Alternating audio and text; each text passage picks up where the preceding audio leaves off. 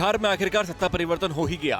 नीतीश कुमार आज 8वीं बार मुख्यमंत्री पद की शपथ लेंगे। एनडीए का साथ छोड़ एक बार फिर आरजेडी के साथ महागठबंधन में लौटे नीतीश के साथ डिप्टी सीएम पद की शपथ तेजस्वी यादव लेंगे। तेजस्वी दूसरी बार डिप्टी सीएम बनेंगे। शपथ समारोह पटना में राजभवन में दोपहर 2 बजे होगा। फिलहाल कहा जा रहा है कि आज नीतीश कुमार और तेजस्वी यादव ही शपथ लेंगे, बाकी मंत्रियों को बाद में शपथ दिलाई जा सकती है। इससे पहले साल 2015 में नीतीश और लालू साथ आए थे और महागठबंधन की सरकार बनी थी। हालांकि सरकार 2 साल ही चल पाई थी।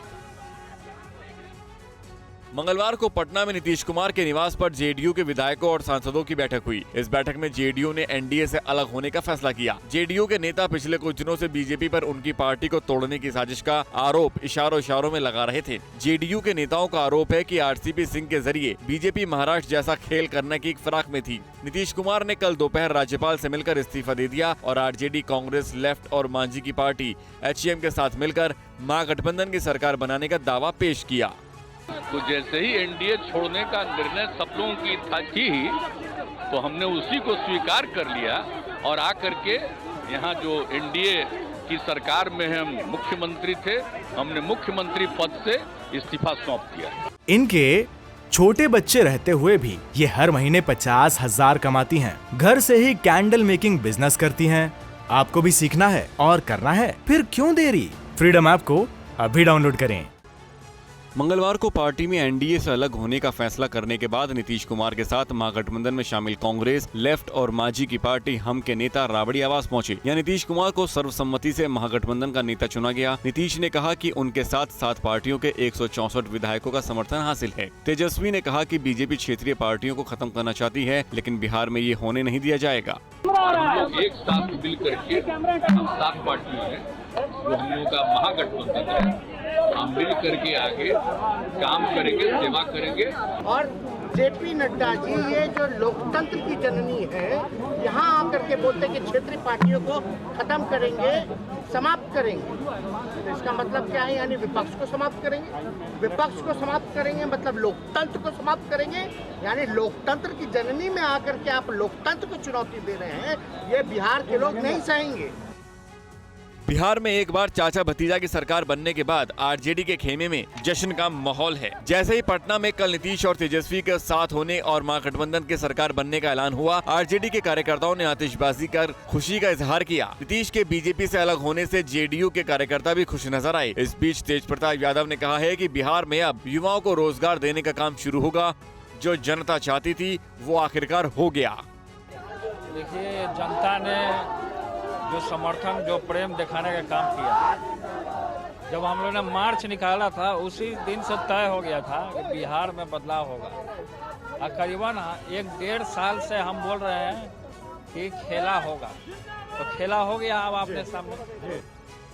नीतीश कुमार के एक बार फिर एनडीए का साथ छोड़ने पर बीजेपी ने नीतीश कुमार पर धोखा देने का आरोप लगाया। पूर्व केंद्रीय मंत्री रविशंकर प्रसाद ने जेडीयू को तोड़ने की साजिश करने के आरोप को खारिज कर दिया। रविशंकर प्रसाद ने नेता से पूछा कि 2015 में लालू के साथ जाने के बाद वो दोबारा हमारे साथ क्यों आए? 2019 में लोकसभा चुनाव में आप नरेंद्र मोदी के नाम पर जीते और आपके सांसदों की संख्या 16 हो गई है। 2022 में विधानसभा में जेडीयू को सिर्फ 43 सीटें मिली, फिर भी पीएम मोदी के कहने पर आपको मुख्यमंत्री बनाया गया।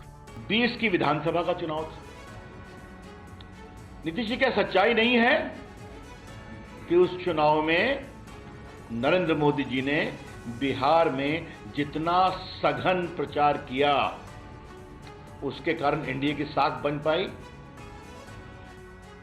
नीतीश कुमार के एनडीए से अलग होने के बाद पटना में बीजेपी के प्रदेश अध्यक्ष संजय जायसवाल की अध्यक्षता में पार्टी के कोर ग्रुप की अहम बैठक हुई। इस बैठक में बदले राजनीतिक हालात पर चर्चा हुई। बीजेपी आज पटना में पार्टी ऑफिस के बाहर नीतीश कुमार के खिलाफ महाधरना देगी। इस महाधरना में पार्टी के सभी बड़े नेता शामिल होंगे। इसके बाद 11 अगस्त को बीजेपी जिला और प्रखंड स्तर पर धरना देगी। बीजेपी ने नीतीश पर जनादेश का अपमान करने का आरोप लगाया है।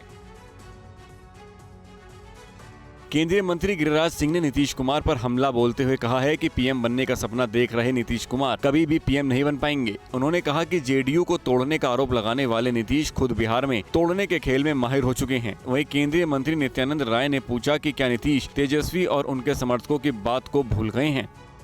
ये बिहार की जनता ही उनको फिर से सबक सिखाएगी।